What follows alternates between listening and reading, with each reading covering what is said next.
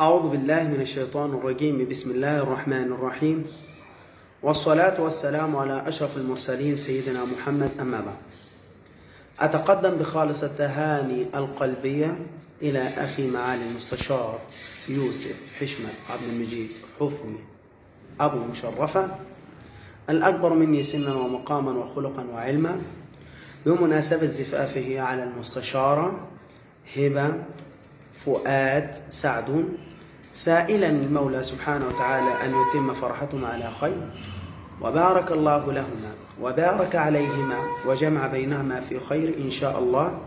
وبنعتذر لعدم دعوة الأقارب والأحبة والأصدقاء، وذلك بسبب الظروف الطارئة التي وردت علينا، ونشاطركم الأفراح في القريب العاجل إن شاء الله، وعقبال أولادكم أدام الله علينا الفرح والسرور إن شاء الله. والسلام عليكم ورحمة الله وبركاته.